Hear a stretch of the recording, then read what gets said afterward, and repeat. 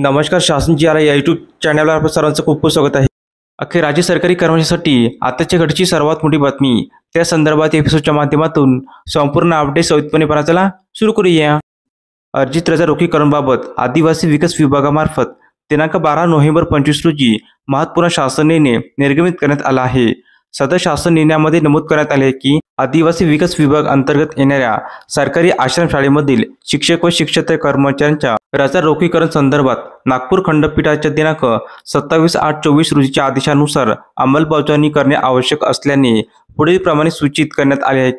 महाराष्ट्र प्राधिकरण न्यायाधिकरण नागपूर खंडपीठ यांच्या आदेश दिनांक 27/8/24, शासन पत्र दिनांक 31/8/23, वित्त विभाग अधिसूचना दिनांक 28/1/25 व आदिवासी विकास विभाग परिपत्रक दिनांक 24/7/2020 विचारात घेता आदिवासी विकास विभागाच्या अधीनस्थ असणाऱ्या आश्रमशाळेवरील दीर्घ सुट्टी विभागामधील शिक्षक आणि शिक्षकेतर कर्मचाऱ्यांच्या संचित अर्जित रजा रोखीकरणबाबत पुढील प्रमाणे सूचना देण्यात येत आहे.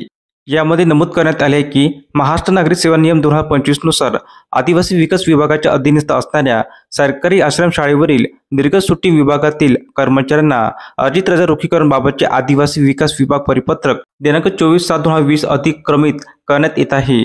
तसेच वित्त विभागाच्या दिनांक 31/8/23 रोजीच्या पत्रानुसार दीर्घ सुट्टी विभागातील कर्मचाऱ्यांना अर्जित रजा रोखीकरण अनुज्ञेय नसल्याचे प्रथमच स्पष्ट केल्याने दिनांक 31/8/23 अखेर सेवानिवृत्त झालेल्या आदिवासी विकास विभागाच्या अधीनस्थ सरकारी आश्रमशाळेवरील दीर्घ सुट्टी विभागामधील कर्मचाऱ्यांना अर्जित रजा रोखीकरण अनुज्ञेय करण्यात यावेत असे नमूद करण्यात आले आहे. तसेच दिनांक 31/8/23 नंतर सेवानिवृत्त झालेल्या दीर्घ सुट्टी विभागामधील कर्मचाऱ्यांना रजा रोखीकरण देय असणार नसल्याचे नमूद करण्यात आले आहे. धन्यवाद.